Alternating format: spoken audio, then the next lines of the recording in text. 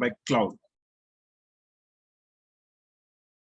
Here, a cloud, everybody will think that cloud is a storage, but as per my as I am saying you that the cloud can provide you different services remotely. So a cloud is an infrastructure provider which can provide you different types of infrastructure services like servers, and where you can install databases and applications in that servers. So again, I am repeating that a cloud is an infrastructure provider which will provide the servers and networking concepts, and inside that servers you can install the databases and applications, whatever your requirement are there.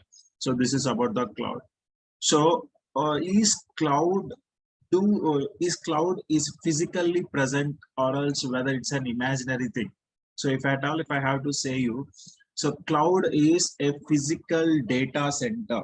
So what is this physical data center? As we already discussed in the last class, what is meant by a data center? A data center is a place where you will have a large number of servers are assembled.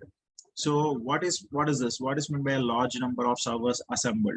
So a data center is a place where large number of servers are assembled. So how servers will be assembled inside a data center?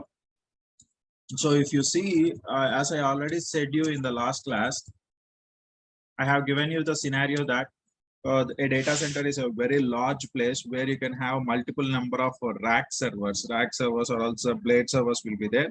So how these rack servers will be looking like, I already given you an example. If I go back here, so you see here, this is how your data center will be looking like. A huge amount of servers will be assembled. This is how your rack servers will be there, and these racks will have an server. So these racks will consisting of physical servers, and as well as these racks will have the networking related devices like Cisco routers or Juniper routers, and in this racks we can configure the firewalls like Barracuda firewall, or also whatever the another type of Fortinet firewalls. All these devices will be connected over here. Now, how a physical server will be looking like? So just give for an example, if you go for HP Gen 10 server, so this is how a physical rack server will be looking like. So this is the rear view of your server where you will have all the hard disks are assembled. And this is, if I have to show you, I will show you this. This is the best example. Over there.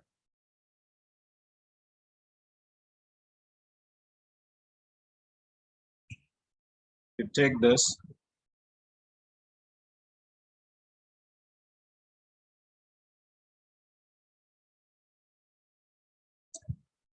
Now, this is how your physical server will be looking like. This is the HP Gen 10 server, where this is the front end. So if you can see this, here you can see the green lights are blinking. All these green lights are indicating to your hard disk. And this is the rear view of your server, where these are all the hard disk, what I can say, a hard disk base, where you can install all the hard disks. And these are all about your LAN ports, where you can connect your networking cables. And this is about your power supply. And this is the serial port, and this is your power supply channel. So these are the fans. These are the fans which will be cooling your server. And these are your this is the VGA cable which can be connected to your monitor. So this is how your servers will be looking like, and these servers are clamped to your racks. So as I already said you that in data center you will have the racks. So if I have to show you server racks, so this is how your server racks will be looking like inside a data center.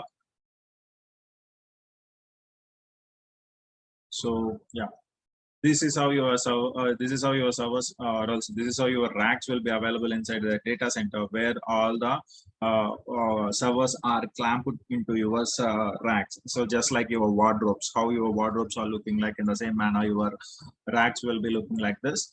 So in this server, we will be implementing some of the virtualization concepts. There is a concept called as virtualization. Inside that virtual machines, we are going to deploy the operating system, and inside that operating system, we are going to deploy our application.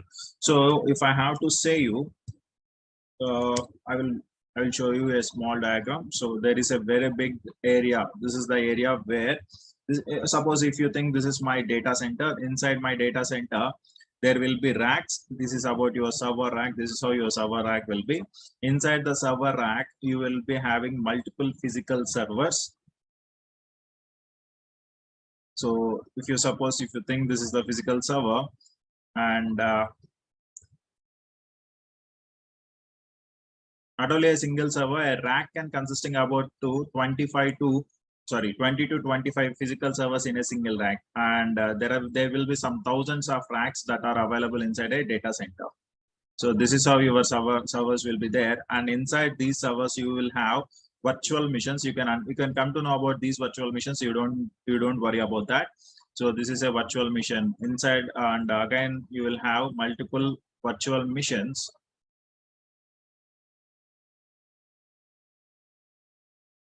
Like this, you will have the virtual machines, and inside the virtual machines, we are going to implement the applications, and inside, we are going to implement whatever the applications that we require. So this is how your server rack will be having, and inside, and there will be multiple server racks that are available inside a data center. So this is how your data center will be looking like.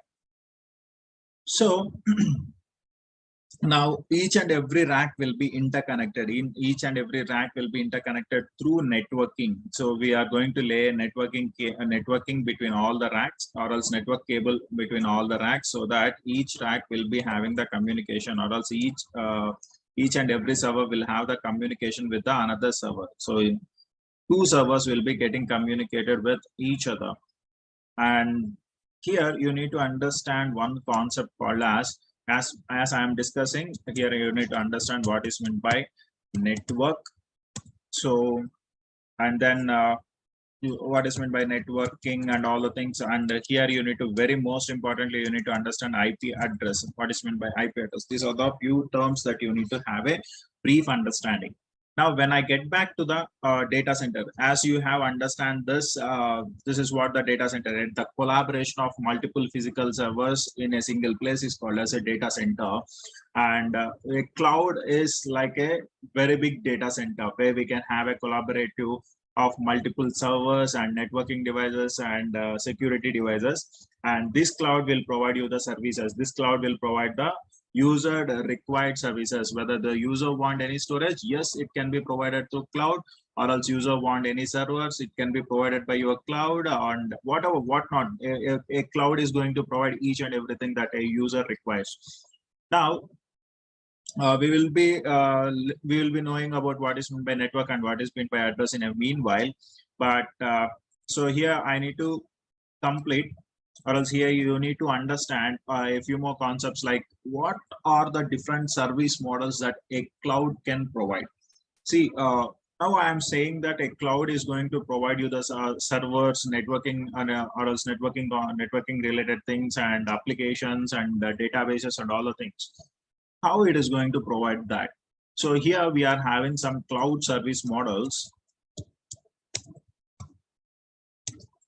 I will call them as IaaS, or simply I can write IaaS capital S, which means infrastructure as a service, or it can be written in the form of IaaS. In the upper case also you can write like this. So here you need to understand what is meant by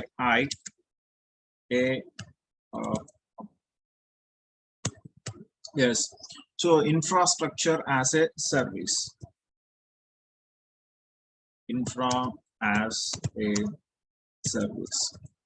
So let us go for a brief example. If I have to say you an example for this, now you have constructed, or else you have given a contract to a contractor that to build a very home, so very new home. So he has constructed a new home for you, and he has hand over a home to you. So whenever he is doing that, he can check, he can cross check that what are the required things for the home, like whether we have create or constructed a wall clearly, or else is there anything that we have to do with the with all the home requirement, home related things, he can do that. But if you ask the contractor, so when, at the time of joining into your, or else housewarming thing, if you ask the contractor that, hey contractor, okay, you have constructed a very good house, but what about the appliances? There are no AC, there is no AC, there is no refrigerator, there is no TV inside my home. If you ask like that, what contractor will say? Obviously he's going to say that, hey mate, that is not my work to do. So my work is to construct a home for you. I have constructed a beautiful home for you, but the application related things, like whatever you want a refrigerator, that's your thing to purchase it, or else if you want a TV, that's your thing to purchase. That is not my thing. So my work is to construct a home for you. I have done my work, and remaining like applications and all the things, that's your responsibility. So in the same manner, as like the same scenario in IaaS also, infrastructure as a service also, uh, so the service provider, whoever are the cloud service providers are there, either it might be AWS or else it might be Azure, any service provider. So in the infrastructure as a service, they are going to provide you the infrastructure. So what is meant by infrastructure? So here the infrastructure is nothing but they are going to provide you the servers, network, and somewhere like data, so network and security.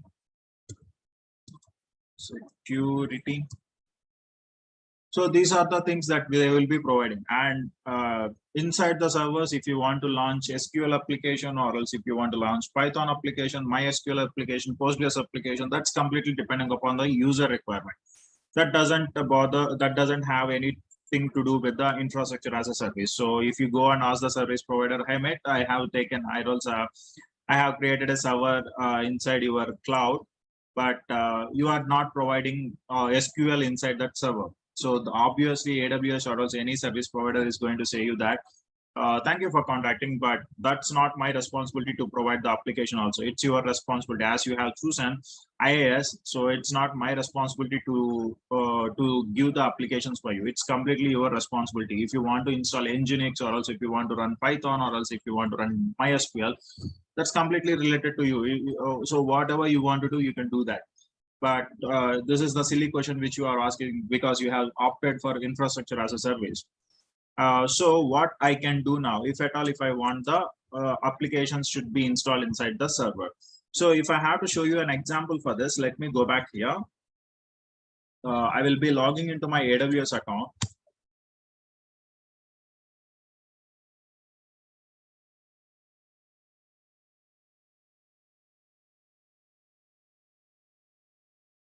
So here, if you can see, we are having, I think I am having a server over here. So let me log into this server.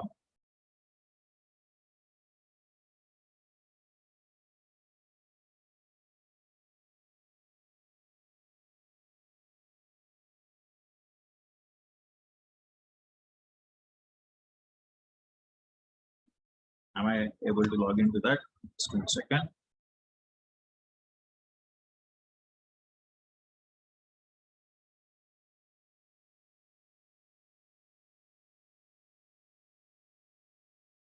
Where is my public icon?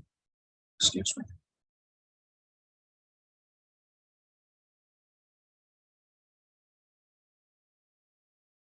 Once we complete this, once we complete the basic things, then I will show you what are the lab requirements, what are the softwares that you want to have to understand AWS. So what are the different softwares like Putty? Actually, that is called as Putty, but as per our English Indian, Indian English, then that name has been termed as Putty.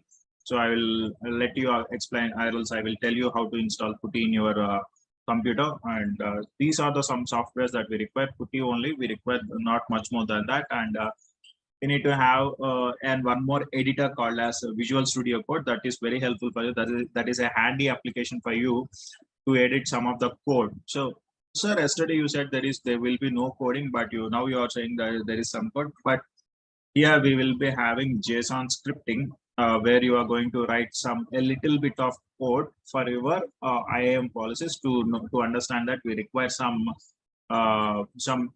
application called as Visual Studio Code. I will make you understand about that. Don't worry. So these are the applications that we require to understand cloud. Rather than that, we don't require anything else. By default, you will be having Chrome or else Edge. Anything is okay for you. And tomorrow I will be saying about how to create an AWS account so that you can create an AWS account and all the things. So don't worry about that. So let me log into this server.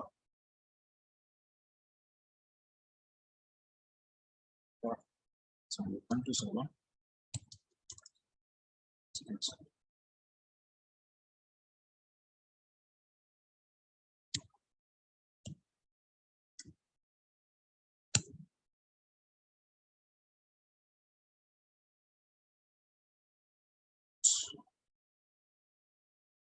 Sorry. It's the error that I got. Right. Yeah. Okay. Now, if you see here, now when I give the IP address of this server in my URL or also in my address box, if I give like this, now what I'm going to get the server, whatever the service that you want to reach, if you are unable to reach to that particular service. So the site cannot be reached. Why? Because I don't have any website that is installed in my server. So now what I'm going to do here is, let me show you. So as I already said you, they will provide, or else the service providers will provide me the infrastructure only, which means that they will provide the servers, they will provide the networking, and they will provide the security only. They are not going to provide any application related things. So if you want to go for that, then it's our responsibility to have installing. So if I want to convert this as a web server, just I will go for, let me do one thing, apt install nginx-y. Now when I do that, so automatically my server will be converted as a web server. So I can provide the web services from this server. Let us have a look into that. Now when I refresh this, see that I got a website like welcome to Nginx, which means that I have deployed an application called as Nginx, so that my server has become a web server. Now, if I want to install SQL, it is my responsibility to install the application. So this is what I can say you. I can simply say you about IaaS. So IaaS means infrastructure as a service, where they are going to provide only the infrastructure, and remaining concepts are all regarding our things. So an engineer has to work it on whether I have to convert the server into a web server or else an application server or else any database server. That's completely depends upon the user thing. Now the second one is, I hope that you understand about IaaS, and the second one is PaaS. So what is meant by PaaS? PaaS means platform as a service. Platform as a service. So here you are going to request for the platform. So if you want to have a database like MySQL or else PostgreSQL, you are just going for the console like RDS console, and you are going to select whatever the database that you want to install in your console. You will just go to that particular service and you will install that particular service. So the best example which I can show you here is, let me go back here.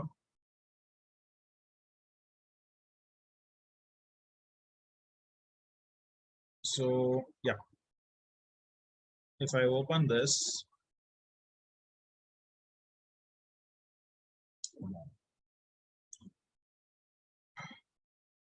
so RDS, yes, if you here I'm just going to select which type of operating system or else which type of database I require. I will select create database, and it is going to show me a wide variety of databases which I want to install in my cloud So it is going to ask me whether you want to install Amazon Aurora, MySQL, MariaDB, PostgreSQL, Oracle, and SQL Server. So see, some of the candidates in your company might know about MySQL and some might be knowing about PostgreSQL.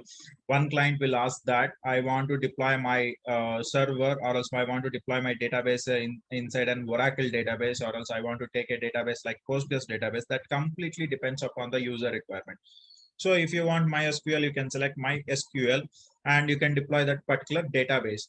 Now here, what you are doing, you are selecting the platform, you are selecting the application. Just you want the MySQL database, yes, you are selecting, but you are not working on servers. So here, if you see in this phase, you are working on the servers, you are creating a server, and inside that server, you are installing the application. But here, if you see that you are not going to create any server, you are just going to select the database, and that inside the and you need to understand that we are not going to select any server where this database will be installed. By default, cloud service provider will have will have a thinking that this database should be installed in a particular server. Either it might be a Linux server or else Windows server. We are not going to select the platform, which means we are not going to select any operating system. Which operating system this database has to be installed? We are just selecting the database. So this is like a service apartment. I think you know what is meant by a service apartment. Can anybody can anybody tell me what is meant by service apartment?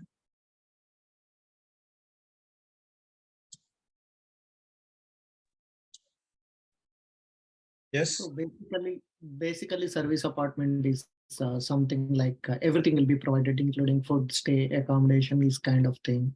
So we should go on stay similar to that when we choose the platform here.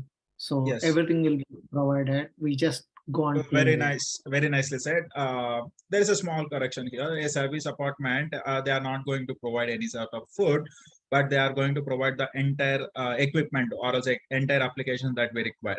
So they are going to provide us the infrastructure like home and all the things, and they are going to provide us what are the applications that the user requires. And they will clearly mention that, and whenever they are handovering the apartment to the user, they will clearly mention that these are the applications. So if you go inside the service apartment, and there will be definitely there will be some television, there will be fridge and a refrigerator, and there will be washing machine. And if you go inside and ask the whoever or the contractor or else whoever or the mediator, if you ask him, you are having a television called a television like MI television is there, but I want Sony television. So then obviously the contractor is going to say you that, mate, sorry for that, as you already checked into that. So whenever you are looking for any service apartment, you will be going inside a website and you are going to check out all the applications what are available inside that particular apartment. So you have checked that completely, right? Then why again asking you for the different equipment what you are used, what you have seen. So you have seen that we are going to provide you this particular television and this particular brand of AC and this particular brand of refrigerator. You have seen and you have accepted all the terms. Now when you come here, you are asking for the different terms.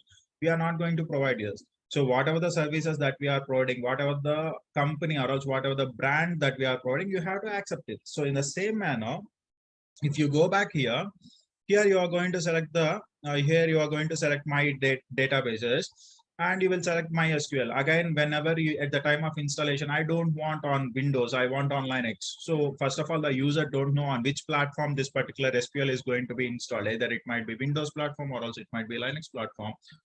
But still, the user cannot ask for the platform. So that is what I want to say you about the past, where you will have just they are going to provide you the softwares, or else they are simply going to provide you the platform as a service. And the next one is SaaS. SaaS.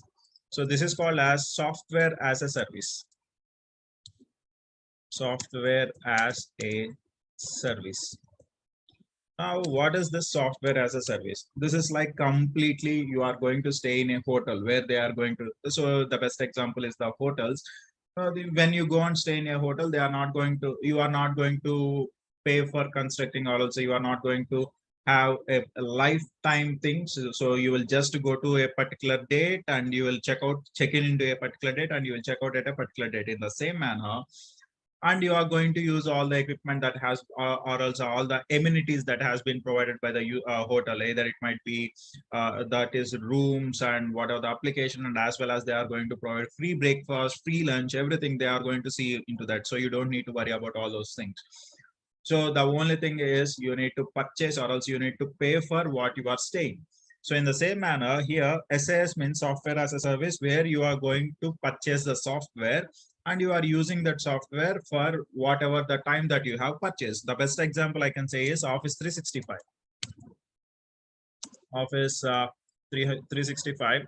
So this is the best example of software as a service, where you are going to purchase a software and you will be using that software. And the another example is also, I can say it as Salesforce. Salesforce is also comes under the software as a service, where you are going to purchase it and you are going to use it. And so if you, when at the time of using these softwares, Office 365 and all the things, if you are at the time of using that, if you write a feedback letter for, or else if you write that, thank you for providing the software, but I want a little bit of changes. So now obviously the Microsoft or also Office 365 team is going to reply you like this.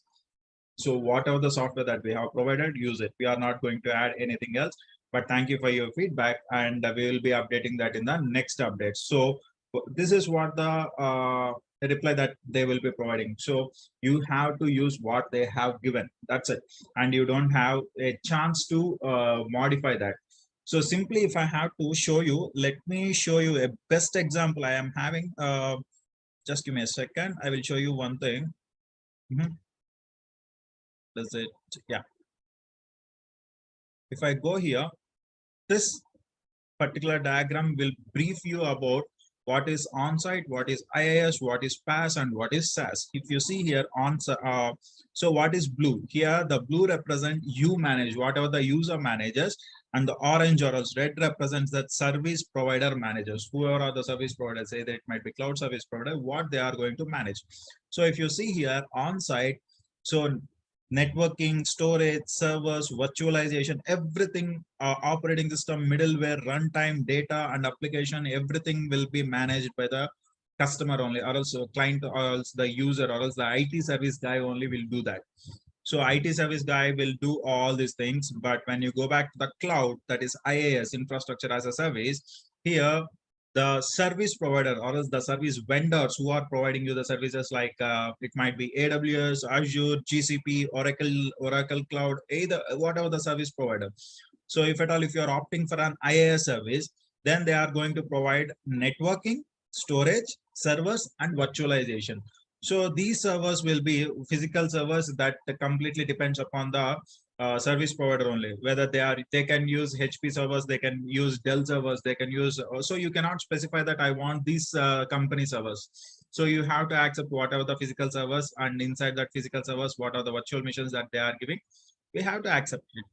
But at the time of installing our operating system, we can select the operating system. So either you want the Ubuntu machine, or else you want the Red Hat machine, or else you want only Windows machine, you can select the operating system.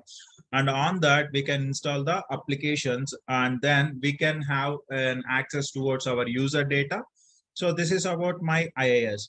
When you come back to PaaS, in PaaS, you don't have access up to runtime. You don't have to select the operating system. Only what you can do is whatever the data, whatever the user data that you are getting, you can have an access towards that. And if you want to change the application related thing inside the application, whatever you want to do, you can change it out in the past. Now, when coming to the SaaS, as I already declared you that SaaS is a type of infrastructure as a service where you cannot do anything. Everything can be done by the service provider itself. The software, you cannot change the software, or else you cannot do anything. So just you need to purchase the software and utilize the software. After that, you can simply uninstall the software. That's completely depends upon the user requirement. So hope you understand this. If you have any doubts, you can comment out me in the chat box. Waiting for your replies. Any doubt, guys? Just everything will be provided by them. Yes, obviously everything will be provided by them. Yes. Any doubts?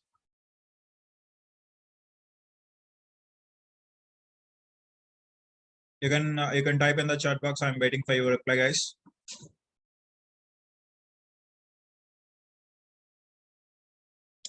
Which one will be beneficial for the customers? A very nice question, but that depends more detail about runtime. Okay, we will discuss that whenever we are into the cloud. Don't worry about the runtimes. We will have a brief understanding about what is meant by runtime. That's simply an application. So either what is the software that you are running in the back end? So either it might be Python or else it might be Java. So those are all comes under the runtime. You don't need to worry about that. Anyways, coming back to this, which one will be beneficial for the customer?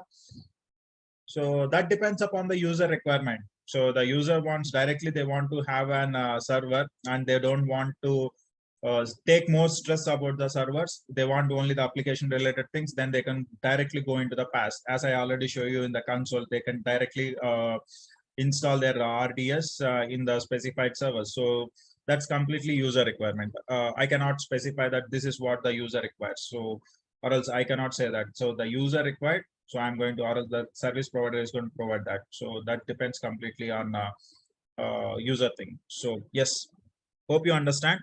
Funny, is there any doubts? Any example which are kind, any example which are kind of difficulty to classify? Ravi, I cannot understand what you are saying. Can you, you can unmute and ask the question. I am unable to understand that. Yeah, sure. So yeah, some of the things like, sometimes it will be difficult to classify, right? That may come under SaaS. Sometimes that may classify under a platform as service. So any such kind of examples of where people used to ask like, this is SaaS or PaaS, how See, that kind of things. First I want to make something clarifically. I want to say you about this I want to give a clarification. Okay. This is in the interview perspective. I'm just saying that this is not the question that they are going to ask you in the interview point of view. But if I have to say you what will comes under what, if at all, if they are giving that. So simply you need to understand that who are going to deploy the server, whether the user is deploying the server, if at all, if I am deploying the server here, if you see here, who has deployed the server, this instance, the user has deployed the instance. So this will comes under the IaaS, infrastructure as a service. Now here, whenever I am just selecting the application, now who is going to deploy the server? Now the service vendor is going to deploy the server, then that will be coming under the PaaS. So this make the changes, this will comes under. So as I already said you this, so these are the things that are provided by the service providers. If anybody asking you, just think that what they are going to provide, whether they are going to provide me up to the servers, or else whether they are going to provide me up to the runtime. So depending upon that, you can classify that this will comes under IaaS and this will comes under the SaaS and or PaaS. Did you understand that? Yeah, I understood. For example, we have like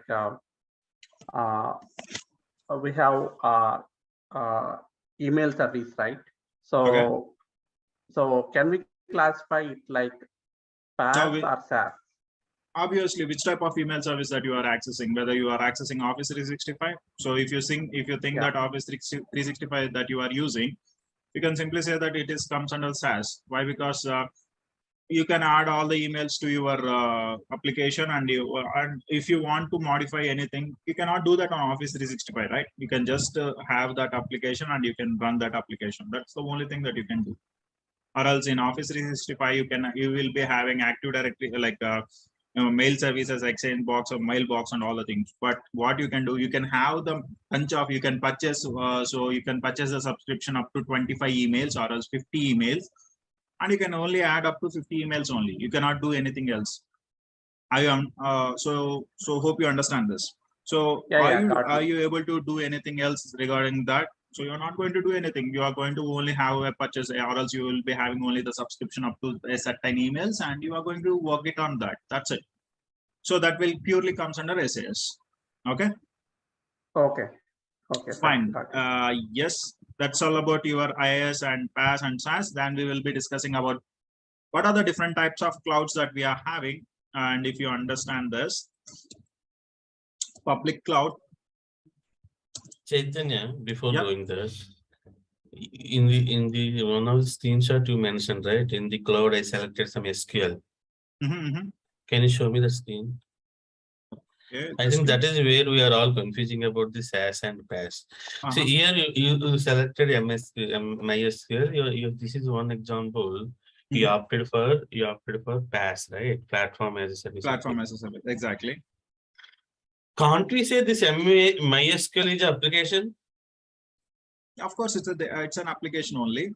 But in PAS, in the diagram in PAS, in the diagram you mentioned, right?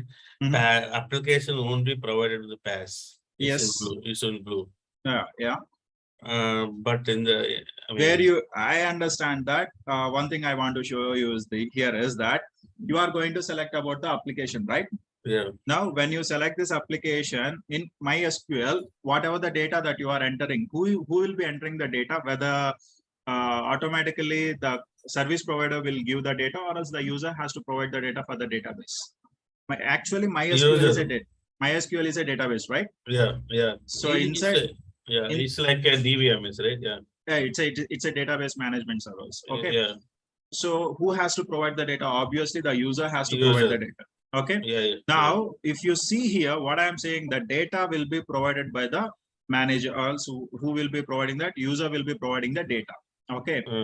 Now, if I select this application, MySQL application, inside this MySQL application, I am going to provide my data, whatever the user given. So if I have a login page and the login page is connected to MySQL, now the user is going to give the data, right? So that data can be accessed by the IT service guy. Whoever has deployed this MySQL, I can access that. So you will understand this whenever we go for the MySQL services also. Don't worry about that. But as of now, who will be accessing that? If you want to modify any data also, you can do the modification. Okay. Now, when we come back to the SaaS, software as a service, here you cannot see what the user data. So whatever the user data has given, you cannot see that. You can just give the username and password. That's it. You cannot modify anything. You cannot enter into the application and you cannot modify that. But in MySQL, yes, you can enter into this MySQL with the help of SQL Workbench client, and you can modify the data, whatever we have given that. So we can enter into this. Okay. Yeah. Still, it is confusing. Yeah. It looks like understanding, and in the other side, it's like confusing because only that word application is confusing. So yeah, I understand that. Don't worry about this. We will discuss about in depth whenever we go for the RDS, relational databases. I will make sure that you will have a clear-cut understanding. Don't worry. We are having a very good practical on this. Okay. Yeah. Yes, there is one more question I got, that is the same services will be provided by other cloud services. Of course, so the same services will be so we will not have any control on the options that are in red. Yeah, of course, you don't have any control over the options that are in red. So the same services. So this is related to the I'm just specifying it for the cloud. So these are the service models that are provided by the cloud. I am not specifying that these are the service models that are specified by the AWS, or else these are not the service models that are provided by the Azure. So I am saying these are the service models of the cloud. Cloud means that you will have the AWS, you will have the Azure, you will have GCP, everything. So these are the service models that are provided by the any n number of service providers, whoever are providing you the cloud. So everything in the red or else everything in the orange can be not handled by the users. So it is completely handled by the service providers. Whoever are the service vendors are there, they are going to provide that. So you don't need to worry about these things. Yes.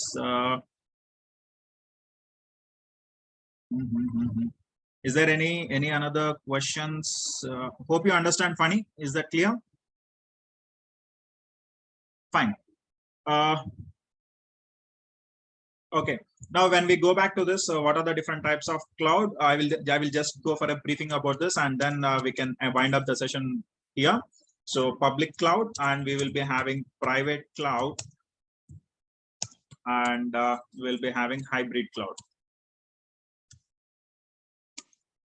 Now here, if I have to mention the public cloud, so can anybody ping me what is meant by public? I'm waiting for your responses in the chat box. Can anybody say what is meant by public? Yes, guys, fastest finger. Exactly, everyone will have an access, exactly, available to all. Fantastic. So a public cloud is a type of cloud where we can have an access to, so all the clients can access this type of cloud. So whatever the services that are provided by the cloud can be accessed by anyone. So the best example is AWS. If you are having an account in AWS, or else if you are having an Amazon account, you can have the access towards your public cloud. And I can go with the Azure. Yes, it is going to provide the access to each and every customer. Now, what is meant by private cloud? Yes, as you have given the answer, private cloud. Exactly. So data with a particular organization, or else any sort of services that will be bounded for a organization, any sort of services that can be provided by a single organization, any servers that can be handled by an organization only. It is not going to share the servers, or else it is not going to share any virtualization with any another customers apart from the organization. Then that is going to come under the private cloud. So within the organization, I can simply say that within the organization, or else within any company, so then that will comes under the private cloud. So if I have to give a briefing about that, now let me go back here. Public cloud, a public cloud provider offering storage and computing services optimize their computing hardware and software support of these type of workloads. Now, if you have the definition, a public cloud is defined as a computing service provided by the third-party providers over the public internet, making them available to anyone. So here the most important thing is, so the service providers will be providing the services to the customers, any customers all around the world through the public internet. Then that is called as the public cloud. Now, what is meant by private cloud? If you see here, a private cloud is a cloud computing deployment model where the customer controls or owns the data center providing the cloud services. So whoever are the customers, the customer are going to have their own data center, or else they will have their own servers. Then that will comes under the private cloud. So they are not going to share this with the any another third party customers, or else any outside customers. They are not going to provide the services to them. Then that will comes under the private. So privately we are doing in the sense that's completely in a single organization. So they are not going to say that.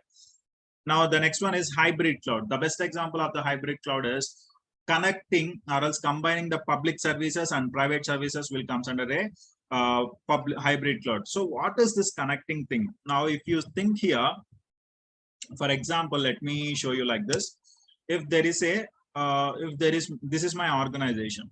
Okay, so inside an organization, I am having a very big server, or else a production server is there. And in this production servers, whoever are the clients, they are accessing this production server and they are accessing the website, and whatever the data that they want to store, they can store this data. Now, what I think is that saving the data in only one server is not very good for me. So what I have done, I have migrated the data, or else I have copied my entire data into a public cloud. So there is a I have taken a cloud access like AWS access, or else Azure access, and inside the console I have created a server. So I have purchased, or else I have taken a rent of a server. And now what I'm doing, I'm transferring my entire data from my on-premises server to my cloud servers.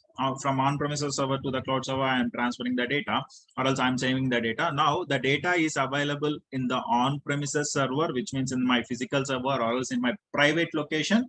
And as well as the data is also available in the public location. This is also so I'm accessing both. I am accessing the public cloud, and as well as I'm accessing the private cloud. Now this will comes under the hybrid cloud.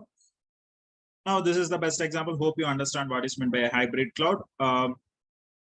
Now this is all about the different types of cloud services, a public cloud, private cloud, and hybrid cloud, where public cloud means the cloud services that are provided by the, or else that are provided to the entire public, or else entire users through a public internet. And a private cloud is a cloud service that are provided within an organization, then that is called as a private cloud. And the services that are having the combination of both public cloud and private cloud will comes under the hybrid cloud. So this is about your cloud services. Hope you understand the different types of clouds. Is there any doubts here? Yes. Expecting an reply from the chat box. Hope everything is clear. Is there any doubts? Okay, fantastic. Can you give me some examples? So the best example of public cloud is, as I have given you, AWS and Azure and all the things. And for the private cloud, Alibaba will also comes under the public cloud itself.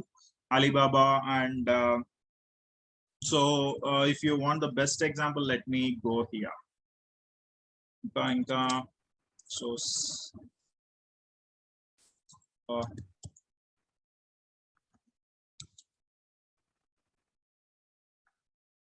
the remaining thing.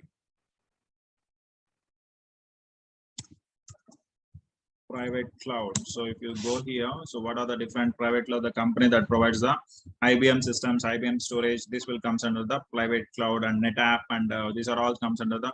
So the best example is simply, if I have to say you the private cloud gurinchi, if I have to say that, what is VPC, how it is different from the private cloud, that we will discuss in the VPC concept. Don't worry, I will make you a clearance of that. Don't worry about that. But as we are discussing about the private cloud, yes, private cloud here, if you see here, now you are having an organization. For example, there is a proprietor now who has asked this question. Can you, Pradeep? Yeah, Pradeep, suppose if you have installed your company and this is your organization. Inside this organization, you have installed a server room, and inside this server room, you are having multiple servers. So these are the servers that you are having inside your organization, and these servers are connected to the storage. Now this is how your servers will be looking like. Inside that, you are going to have a sandbox, that is storage area network, and all the servers are connected to the sandbox so that you can have access towards your storage. Now, if in this company, so suppose this company name as Pradeep Solutions. So this company, now there will be multiple servers, and each and every server, whatever the customer data, all the customer data will be stored inside this storage. Now, who are accessing this? Only the employees who are inside your organization. They are going to access these servers, and they are going to modify the whatever the requirement. But the customers can access this. Only the accessibility will be there. Application accessibility will be there, but they cannot access the servers. So this is the best example of your private server, where you are not going to share your servers with any another vendors or else any another customers. When you come back to the public cloud, these servers or else these server, whatever the virtualization and all the things, the storage, everything will be shared by the users. So that's the best example that I can give you. Is that clear? Anything you want to ask me about this? And VPC, Ravi, you have asked me about the VPC, virtual private cloud. A virtual private cloud, if I have to define virtual private cloud is an isolated service that is provided by the Amazon, which will be providing the security and isolation of from one VPC to the another VPC that is deployed in the public cloud. So here it will be a little bit confusing, but once we get back to the VPC, you will have a clarity about that. For example, just I want to give a briefing about this, and then we will wind up the session as the time is 7:50. So just give me a second. Now, what is VPC? A VPC is a service that is provided by your Amazon. That's, you know about that. Now, for example, Amazon is a public service, which means that there will be several companies which are taking or else which are having access towards this public cloud. Now, what you are going to do, you will be installing your servers in this AWS or else in the Amazon. So, for example, these are the servers that are provided, or else these are the servers that will be having access for the Ola company. Now, the Uber company, which is there, Uber. Now, this Uber company is also going to take servers inside your Amazon. Now, if you see here, in this, you are going to install the servers. So these are the Ola servers. For example, if as of time being, just think that these are the Ola servers. Now, in the same manner, Uber is also going to have their servers in the same vendor, with the same vendor, who is that Amazon, who with the same service provider. Now, if you see here, which type of service it is, it's a public service, which means that everyone can have their servers inside the Amazon. It's well and good. Now, my question is, if Ola and Uber both are the competitors and both are having access towards the public server. Now, if they are having the access towards the public server, if they are not isolated, which means that one server is not isolated with the another server, which means that what is meant by isolation, that should not have any part of communication with the another. So one server should not have the communication with the another server, which means that if these two are not isolated, then what will be happening? Now both the servers will have the communication and there might be a chance of security threat. So some of the data can be accessed by the Ola and some of the data can be accessed by the Uber. Now here comes the concept called as VPC. Here what happens? There will be a virtual private cloud where it is going to isolate these servers belongs to this particular organizations and these servers belong to this particular organization. So we do not combine these two servers and these two servers should not have the communication. So there comes the virtual private cloud, which means that you are going to deploy your servers in the public cloud, but still they will be acting like a private cloud. If you see here, these servers belongs to Ola only, which means that those service or else those people will be accessing these servers. Whoever are the Ola employees, they can access these servers. And these servers can be accessed by only the Uber employees.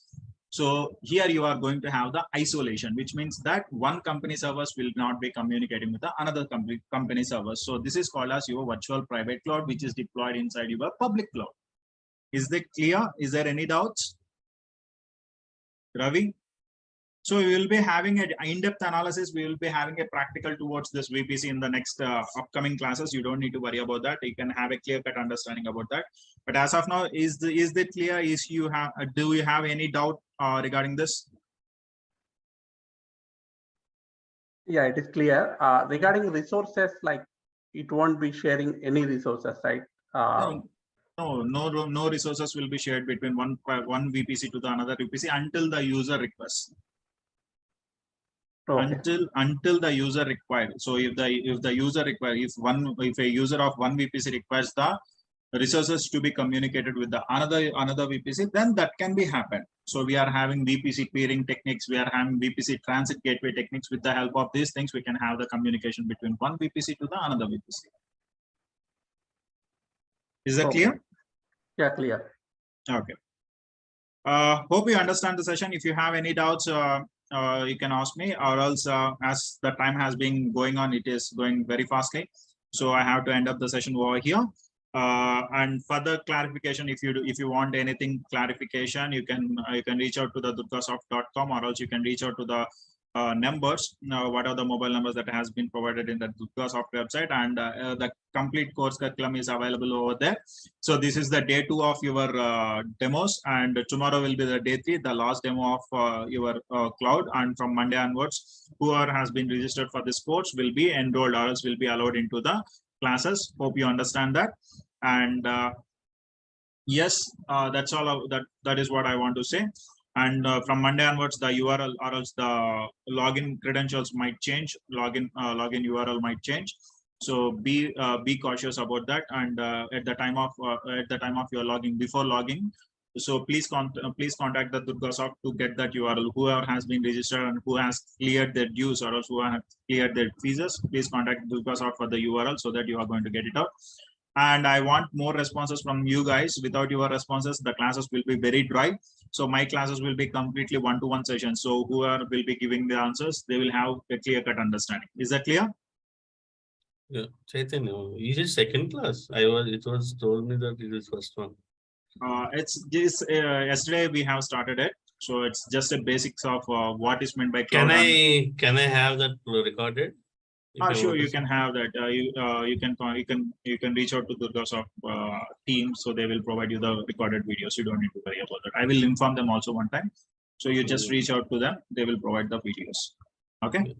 Yeah. One more question. You said 45 days, right? This is. Yeah, it's 45 working days. Okay. Mean Saturday and Sunday holidays, or only Sunday? Saturday and Sunday will be off.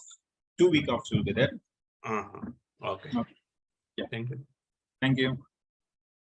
And the course curriculum will be available with the durgasoft.com. Everything is available over there. Please look into that. So that's all. I will be winding the session right here, and we will meet tomorrow, and we will have some exciting concepts in the next class. We are going to learn about networking concepts. So have a nice day, guys, and bye. Thank you. Yeah, thank you.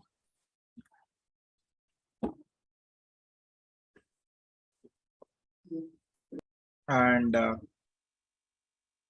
I'm Chaitanya. I will be the trainer for you the next 45 days of classes, AWS classes. So what we are going to learn in the AWS and all the things that we will learn. First of all, the agenda of today's classes will be what is cloud. And the second one is so what is the cloud services, or else what are the cloud services that we have to understand these concepts.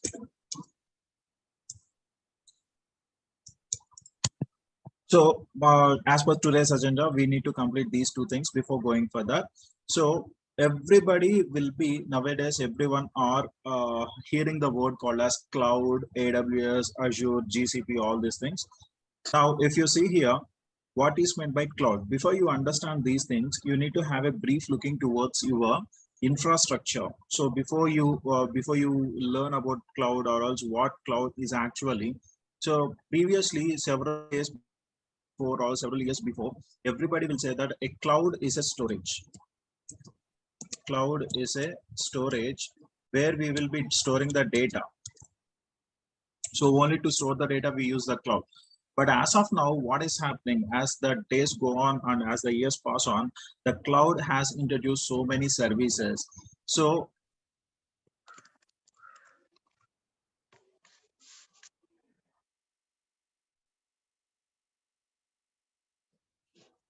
we will discuss about that. Anyways, so a cloud is basically all about the storage where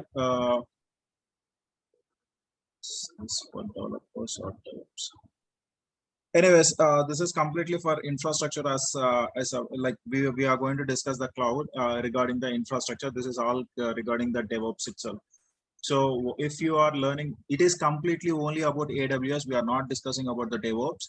Whatever the course that you are learning in the next 45 days, that will be completely about AWS only. It is not for the DevOps. So the DevOps classes are different. Okay. So you are a certified AWS developers, that's fine. So then these classes are not meant for this.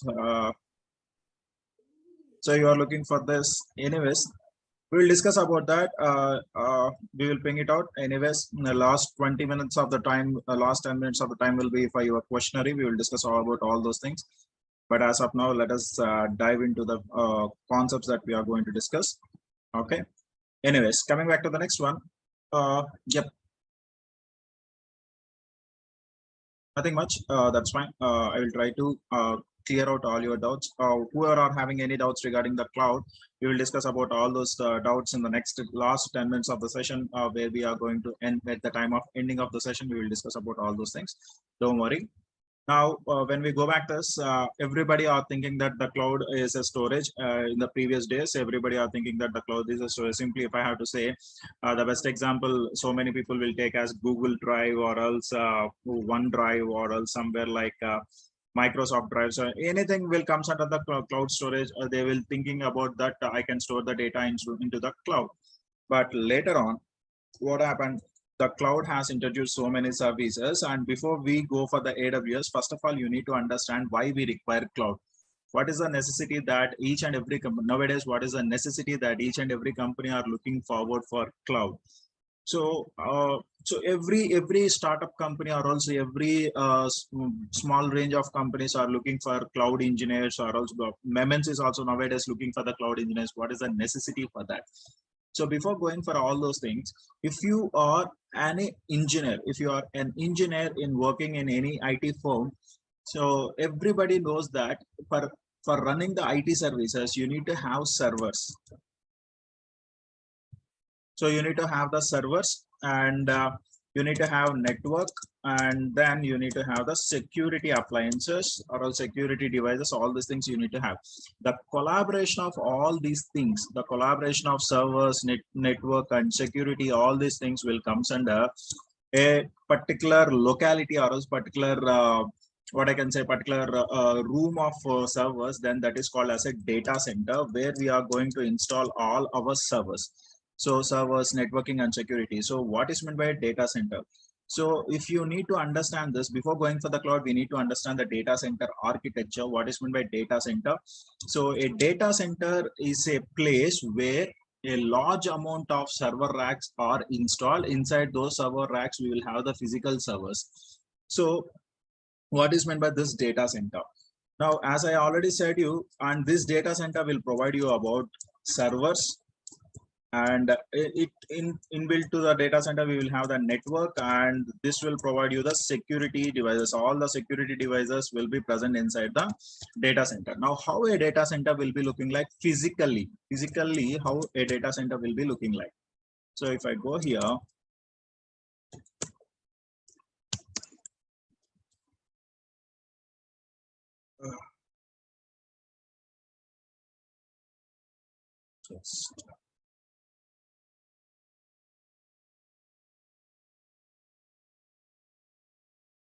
so if you see, these are the server racks where your servers are getting installed. Is my screen visible to you? Is there any problem with the screen sharing? Yes, sir, visible, sir. No, Yeah. it's visible. That's fine. So if you see here, these are the server racks, or else these are the racks where inside your data center where all your servers are getting installed. And not only the servers, in these racks you can install the networking devices like routers, and as well as the security devices like firewalls. Everything will be installed inside these racks, and all the racks are present inside a data center. Now, if I have to show you, it's a very huge area. The data center is going to cover a very huge area. If you see in this picture, you can clearly visualize that how big the data center is all about. See that? So if you see the trucks near the data center, see how they are looking like a small toys. So this is this big how a data center. Actually, it is like it is a cloud data center. But when you compare to your normal data centers, like normal company data centers, for example, if you are going to take about TCS, or else if you're going to take about Wipro, or else any company data centers, they are relatively small compared to the cloud data center. But eventually, what you are going to find out inside a data center, only the servers and network and security appliances will be available inside a data center. Now, how can we select an area for a data center? If I want to install any data center, then how can I select an area for a data center? The first thing what you need to see is you need to check it out for the power. So if you think in a company which is having a 10 computers, if in a room there are 10 computers, then definitely we need to have an AC. But if you go for a data center, a very big data center where there are thousands of racks, inside the thousands of racks, you can have some thousands of servers. Now, how much amount of AC, or else how much amount of coolingness that the particular servers will require? And regarding that, how much amount of power that a data center requires? So we need to have high power availability, so that the data center will get power from two substations. From two substations without any power loss. If at all one substation is down, then we can get the power from the another substation, so that continuous power supply will be available for the data center. And as well as it will have around 3 days of power backup. A data center will have 3 days of power backup, and that is how we can maintain continuity in the power thing. And the next one is the second one, and the most important one is network.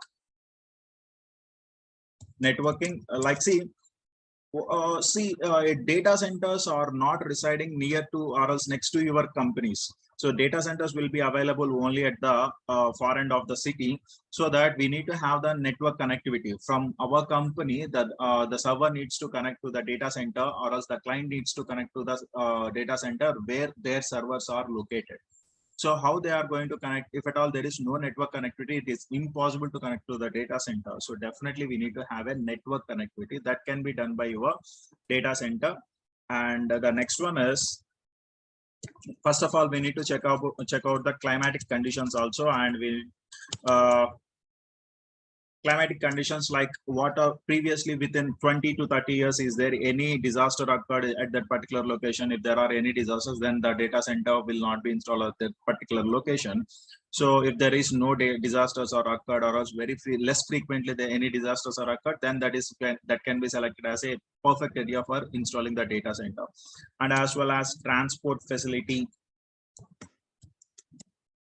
So why we require this transport facility? And not only that, we need to have, so every 5 to 6 years the equipment will be changing. Obviously we have to change the servers, or else obviously we need to go for the maintenance of the servers. Everything will be done. So within 5 to 6 years we need to have all the changes. For that we need to have the transport facility available very near to the data center. Of course the data centers has to be installed far end of the city, but still we need to have the connectivity through the all ways of transport. And as well as equipment requirement, as I already said you that every 5 years we need to change the data center or else data center equipment. Then definitely we need to have all these things ready. So why we require all this? Why we require the data centers? What is the necessity of a data center? Like, hope you understand that what are the necessities that we have, or else what are the precautions that we have to take whenever we are installing any data center. Now after installing the data center, my data will be transferred between the companies and to the customers.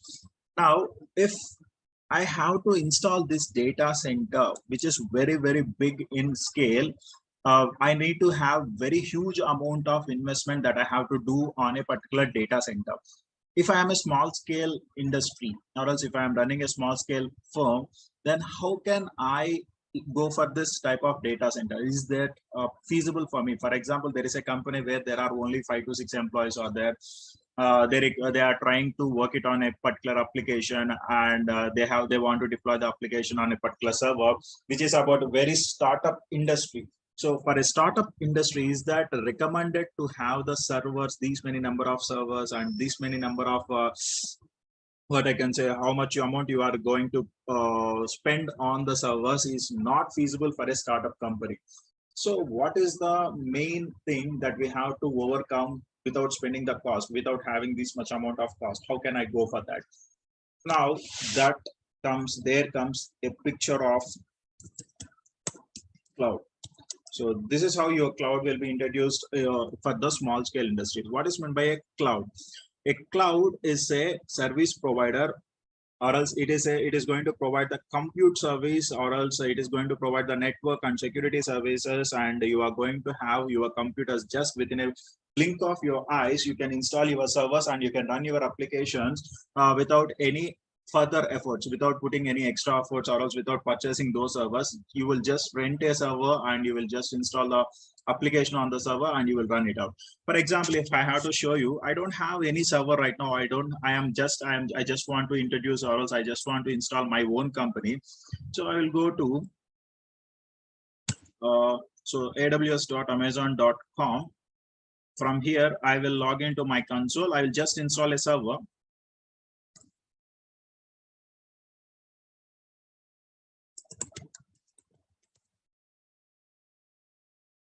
Give my password.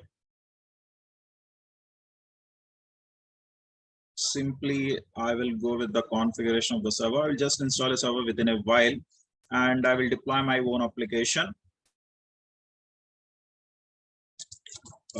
Example server. That's running good.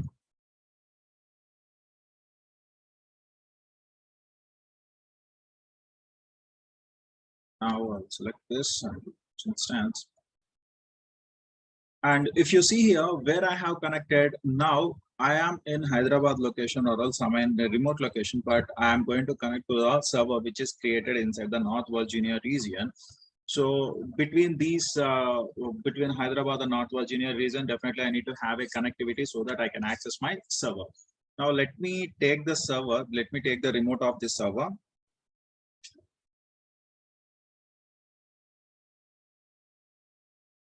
Okay.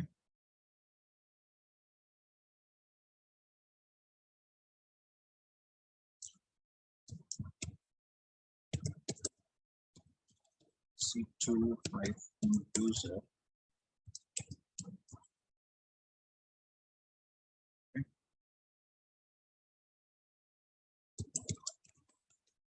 You can come to know about all these things, don't worry about that, but still now you are able to access your server. Now if I want a website, if I want to have a website, right now I don't have any website running on the server, but if I want instantly, if I want any website, let me do one thing. Now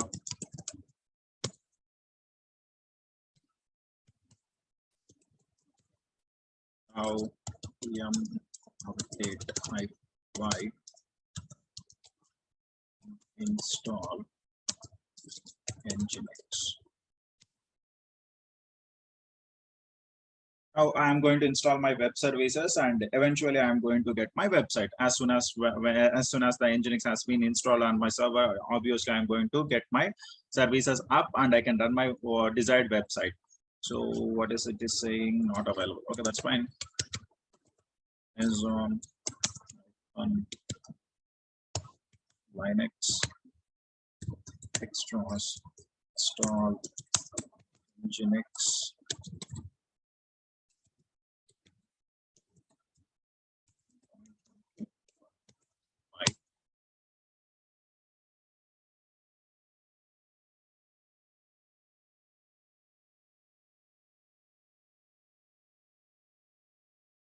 Okay, systemctl start Nginx. Now my services has been started. Now if I refresh this, if you see here, I got my website. Instantly I'm getting my services up and running. So I don't require anything. I don't need to bother about my servers. I don't need to bother about the networking, and I don't need to bother about the operating system that has been running, whether it has been installed properly or not. Is there any monitoring that I have to do? I don't need to bother all these things. Just I have installed my server, and I just install my services, and I'm running the services on that particular server. So I'm able to work it out instantly. But if I want to change this, now if you see here, I got a website like welcome to Nginx. I will just make it a small change. Nano/user share Nginx HTML index.html.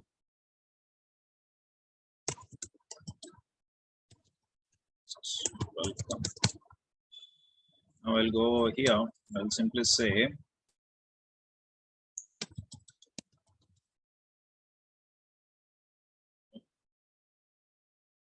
welcome to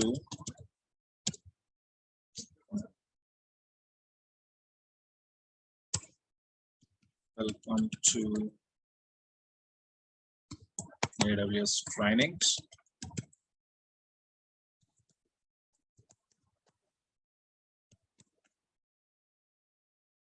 When I refresh this, automatically the website has been updated like this, so that what is happening here in the back end, what is happening? So I have just deployed a server, and from the server I deployed a service so that it is instantly accessible by each and every person. Now if you take this URL and if you search in your mobile phone also, you can access this service. Now this is how the cloud will be helpful for the right now. The cloud will be helpful for the candidates who are, or else for the companies which are budding companies, any budding companies that are coming into the picture. This is how the cloud will be helpful. Now, what are the different cloud service providers that we are having? So the cloud service providers are AWS, Azure, and GCP, and like that we are having so many cloud providers like Alibaba, and then we are having virtual VMware cloud, and then Oracle cloud. That there are so many clouds are available, but as of now, the majority of the cloud market share was taken by these three companies. One is AWS, and the other one is Azure, and the other one is GCP. Now, if you are going to learn about the cloud, Now, whenever you are learning the cloud, what are the steps, or else what is the procedure, how you can learn a cloud? The first thing that you need to understand, or else first you need to make sure that you have a knowledge in Linux. So definitely every cloud engineer has to have a knowledge on Linux. Basic Linux is more than enough to have knowledge, or else to get understanding about the cloud infrastructure, or else whatever the practicals, or else whatever the services that we are accessing. Majority of the services will be taken care by the Linux operating system itself. So you need to have a basic understanding about the Linux, and then you need to have any one cloud. So basically you need to have an understanding about any one cloud. First of all, you need to start your career by learning any one cloud, that is either AWS or else Azure. I'm not saying you to learn about, definitely you have to have an understanding. First, you need to learn AWS and then you need to go for Azure. It is not recommended. You can have a brief understanding about either you can have a knowledge on AWS or else either you can have a knowledge on Azure. After learning that, then you can go with the DevOps, and then you can go with the then you can have shift. If you learn here AWS, after completion of AWS you can go with the DevOps, and after completion of DevOps you can go with the Azure.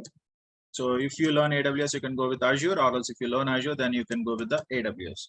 And after that, so it's recommended to have a knowledge on Kubernetes, and then you can learn if you are further interested to learn more about the cloud, then you can go with the GCP configurations. And then lastly, now each and every company are requiring the candidates who has the knowledge on infrastructure and as well as the coding. So definitely they are looking for an engineer who is having knowledge on any sort of coding. I will recommend you to have a look over the Python. So this is the agenda, or else this is how you are going to learn the cloud from basics to the higher levels. So this is how you are going to complete your sessions, and or also this is how you are going to learn all the cloud, and so that you can get a prominent job in a company. Now, definitely, is that recommended to have a knowledge on Python? It is not recommended to have that, but if you are having a knowledge on, I'm not specifying that you should have a knowledge on Python to learn the cloud. It is not recommended. But if you are interested towards learning the coding, and if you want to get a job in a good firm, then definitely you need to have the basic knowledge about coding, and as well as you need to have the basic knowledge about infrastructure. So whatever we are learning in the AWS, what are the concepts that we are learning in this class in the next 45 days, that is completely regarding your infrastructure only. There is no more coding that will be involved into your AWS.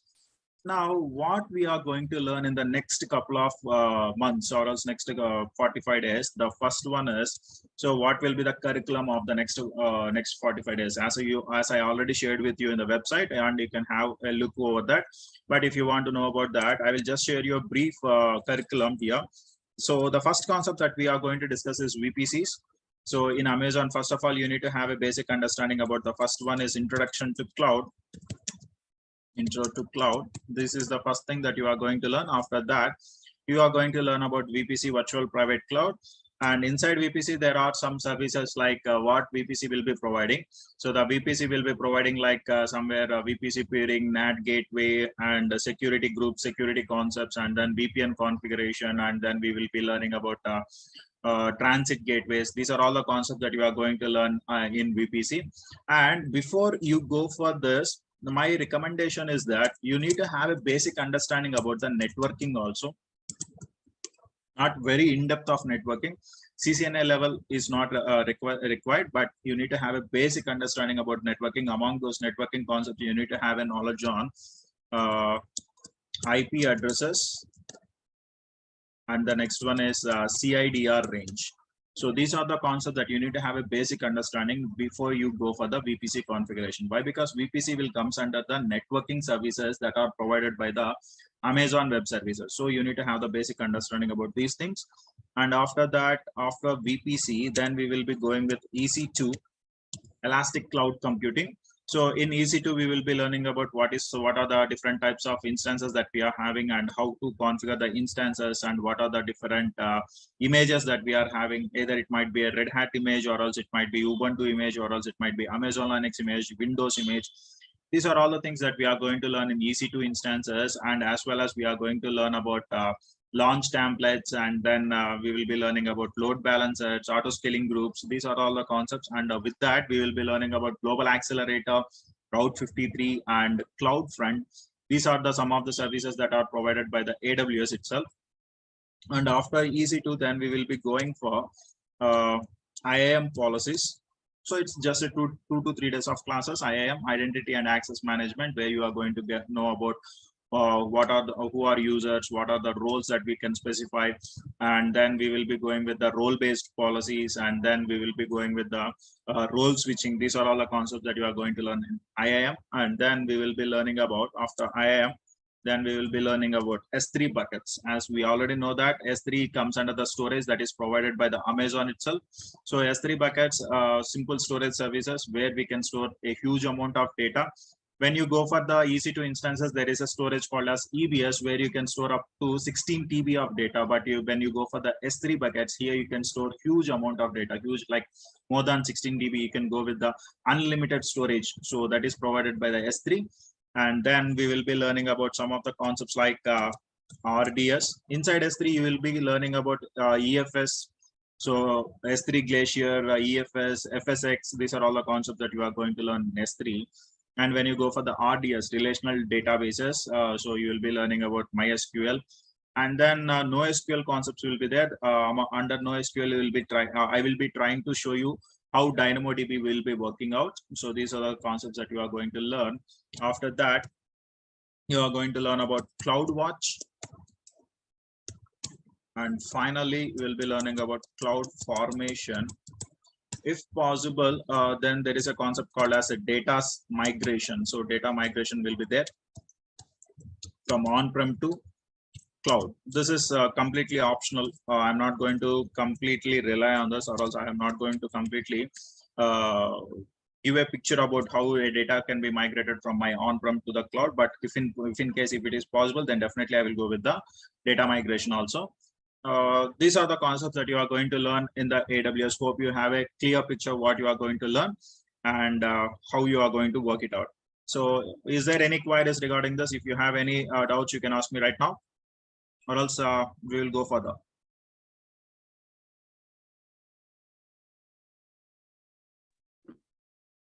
Yes, Pradeep, we will have the practical hands-on, whatever the concepts that we are telling that you are going to learn, that will be completely practical related. I am not going to share any theory part.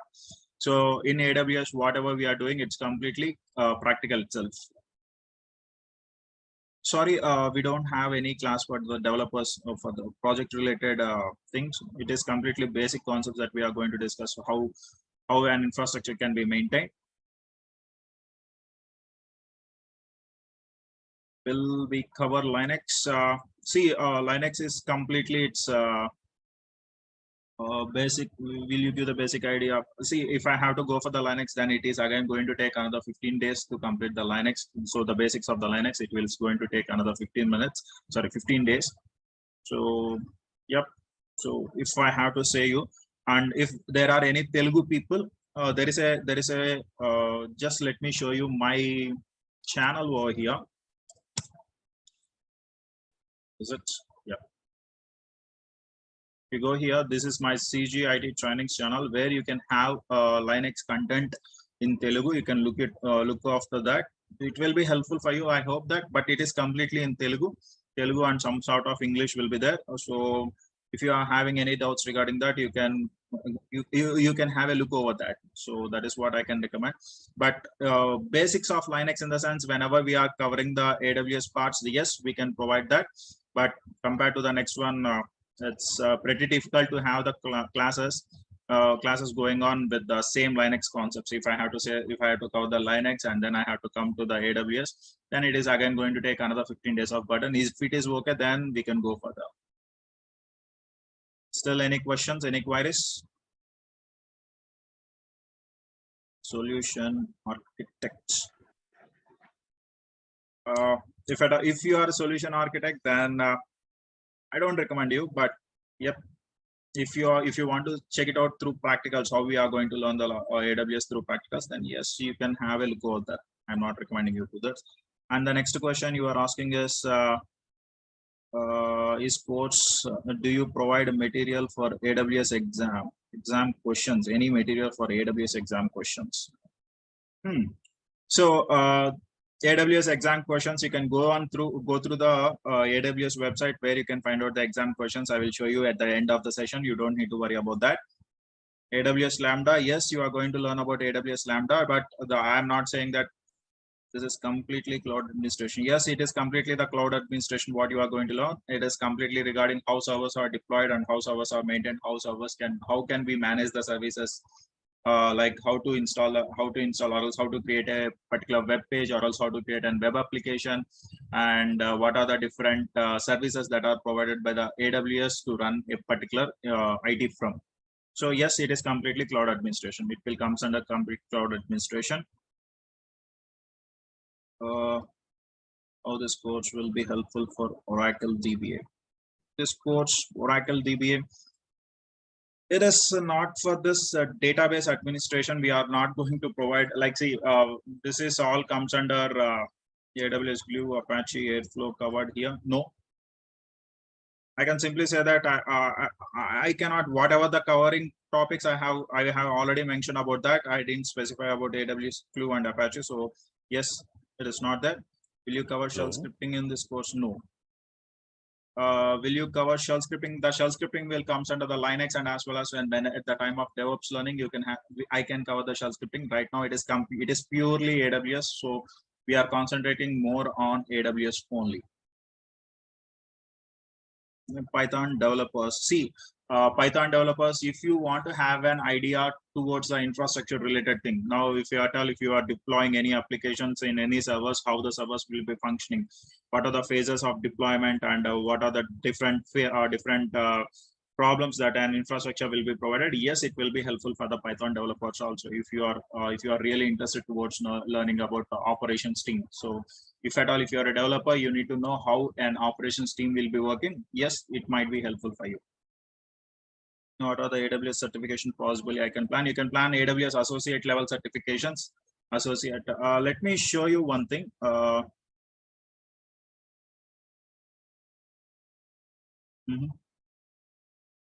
So if you are completing this course, you can plan for this certification, like you can go with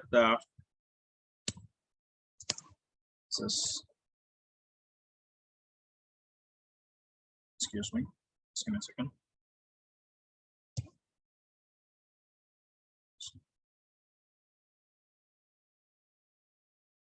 You can go with cloud solution architect associate level. You can write the exam, or else you can plan for the certification regarding this. You can go with this.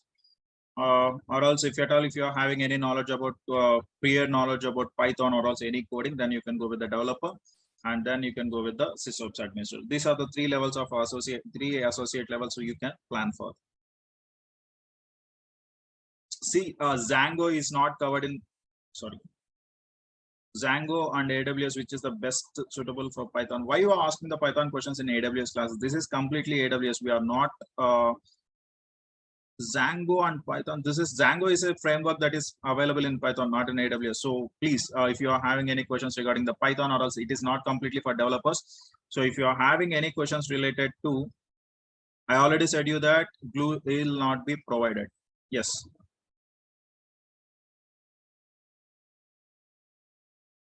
Could you please share the complete topics you are going to cover and how many hours? I have already provided. Kavan, I already provided the same in the website. You can go through the website. I have given the complete curriculum, and as well as I have specified the topics also.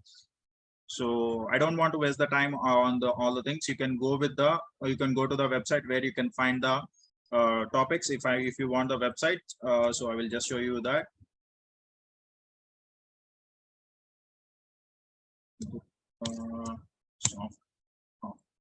Now, if you go to this website, here you can have the curriculum where you have registered.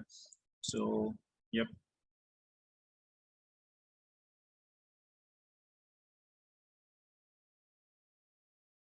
You can have the clear-cut curriculum, how many days it is going to take, and what are the different topics that we are going to cover in this, and all the things will be available right over here. So So this is not the questions that you need to ask at this point of time. Will I get a job after this course?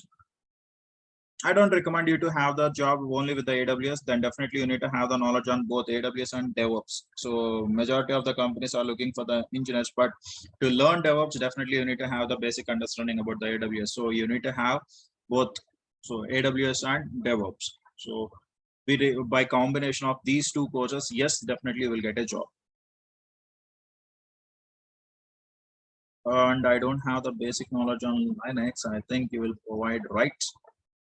See, again, I am repeating. So if you don't have the Linux knowledge, okay, that's fine. But the basics concepts you cannot be covered. Why? Because again, I am saying you, it's a time constraint. I have to complete the course within, if at all, if I have to complete the course within 45 to 60 days, then definitely you need to have the basic knowledge about Linux. If you don't have, you can go through my channel. You can have that. You can have the basic concepts only. You don't require much amount of much knowledge about the Linux, like administration level, like a pro. You don't require that.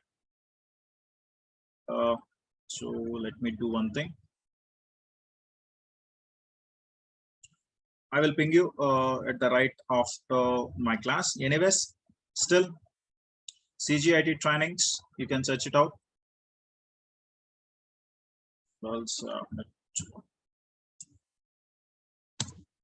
So this is what my channel. You can go through that. You will be having the basic concepts about the Linux, not in-depth about that in the channel. Yes, it's a regular class, and yeah, when I go for this, just let me complete this. So our class timings will be 7 to 8 and 7 to 8 a.m. every day from Monday to Friday. Monday to Friday, the classes will be there, and weekends will be off. Weekends you don't have that. So that's about your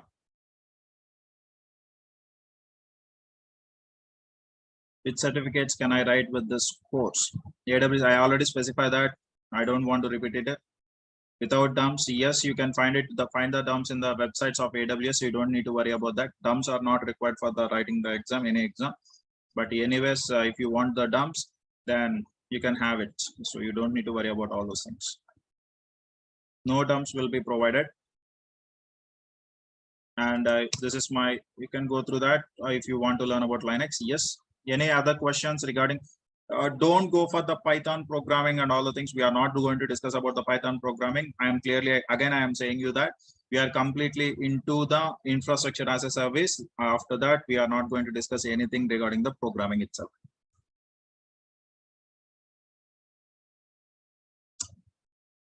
Gautam, I already said you that you can go and write the AWS associate level of examinations. So I have specified the path also. So can I pass? That completely depends upon your hand. I cannot say that you will 100% you will have the pass percentage as 100%. Why? Because it's completely on your practical knowledge and on your theoretical knowledge what you are going to learn.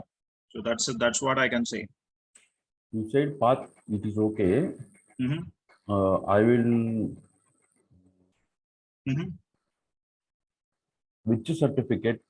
Associate level certificate. I already said you. Associate level, there is solution. I have given you the clear picture. You are having the three levels of certifications. One is the AWS Solution Architect Associate, Developer, and SysOS Administrator.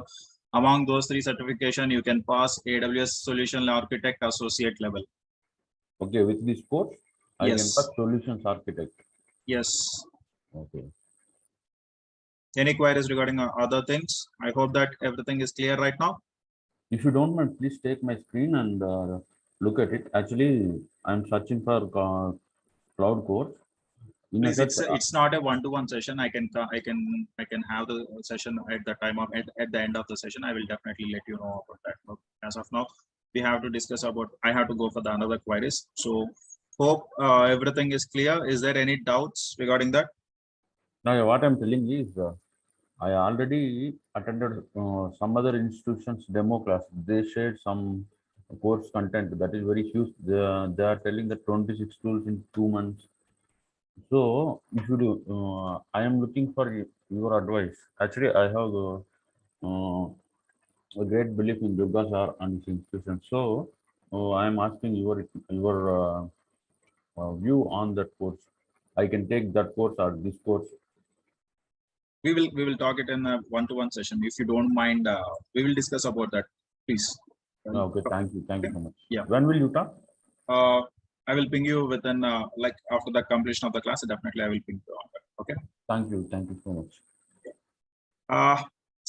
Guys, will you provide the recorded session right like every class? Yes, recorded videos will be available for you at at all the sessions of the recorded videos will be available for you. Don't worry about that. And this course has offline or online. Actually, right now we are connected through online, so that I can say this course will be online. And if you want anything, you can come to the Durga Soft, which is located in Hyderabad. That's what if you want the offline. But as of now, this is completely online itself. Yes. Okay, fine. So that's about your queries. Hope you understand the queries. Is there further delays or else further things we will discuss in the later on sessions when we are going further into the classes. And as of now, I can clearly say that no programming or else no coding will be involved in the AWS training. It's purely infrastructure related training that you are going to get, and what are the different services that are provided by the Amazon Web Services, and how we are going to work on the Amazon services. What are the basic concepts that we are going to cover? Everything will be there. That is completely regarding your infrastructure only. You don't have anything regarding the programming. So no programming languages are required. No Python language, no coding is required to learn the AWS, but a little bit of JSON is required, where we are going to cover in the cloud formation, that I can make you understand at the time of IAM policies and all the things. I will try to make sure that you are able to understand all these things. Hope you understand this. And still, so that's about what you are going to learn in next couple of months. And these are the topics that we are going to cover. And tomorrow we'll be starting the new class. So tomorrow we will be starting about what is meant by IaaS, what is meant by PaaS, and what is SaaS, and what are the different types of clouds, and how we are going to create an AWS account. And then we will be covering all these small things after the completion of the class. Then the first 3 demos are the free demos. You don't need to worry about that. And afterwards, from Monday onwards, whatever the classes are going to commence, that classes will be completely, whoever the students that are registered into the course, they will be having the complete sessions for that. And finally, that is what I want to make it out. And the course content has mentioned on the Durga Soft portal, everything will be covered. Yes, of course, whatever the content that has been mentioned on the Durga Soft portal will be covered. Is the same link do we need to use to join? Yes, of course, you need to join. So the same link you need to have. Okay. So whatever the course content that is provided on the Durga Soft portal, as I already showed you the website and what are the contents that we are going to cover, you can go through this, so that whatever the topics that I have specified over there will be covered in the next couple of months. You don't need to worry about all those things. Okay. Can I get any course completion certificate after this? That can be set by the Durga Soft management team. You can contact the management team at the time of payment. They can give you the clear-cut picture about that. You don't need to worry about the course complete certifications. Yes, all the things you will get. Don't worry. So hope you understand the session. Finally, what I want to say is welcome to Durga Soft. And yes, from tomorrow onwards, we are going to dive into the new concepts, what you are going to learn, new concepts or else new world of the cloud you are going to learn. And then you will be understanding a few more concepts regarding the cloud infrastructure only. What is meant by VPC, what is meant by EC2, what is meant by EBS, what is meant by S3, what is meant by CloudWatch, RDS, DynamoDB, S3 buckets, IAM policies. These are all the concepts that you are going to learn. Am I clear on that? Is there any queries regarding anything like Python coding or else anything you want to ask? You can ask me right now.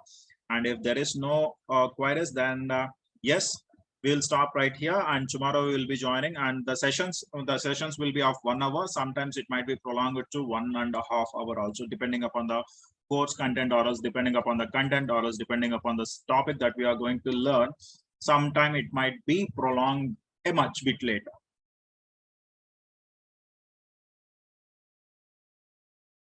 Yes, you can get the recording of this class also. I hope that we will provide this demos also. So you don't need to worry about that. Okay. So hope you guys hope you understand what you are going to learn in the next couple of months, and that's all from my end. So have a nice day, and bye. Take my screen. Okay, just give me a second. Gautam, right? Yes. Just give me a second.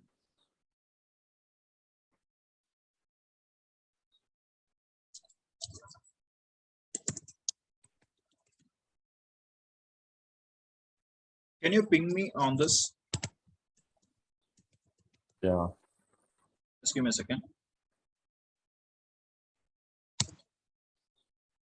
You can ping me on that, so that I will support you on this. After all this class has been completed, I will Okay. just show you. Your Okay. mobile number, right? It's not mine, but yes, you can ping it on that. Okay, don't worry. I will give you an instant reply on that. So yes, Okay. that's all for today. Have a nice day, guys. And Gautam, you can ping me on that. I will discuss about that. This number has WhatsApp. Okay. Yes. Okay. Thank you so much.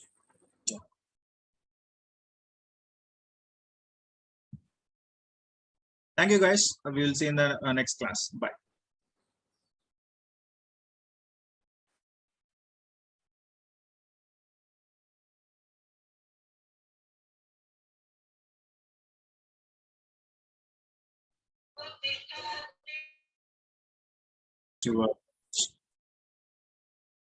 So who are eligible for this for the learning of this course, and what else then we have discussed about how you have to learn the course, what are the different stages that you have to learn the cloud.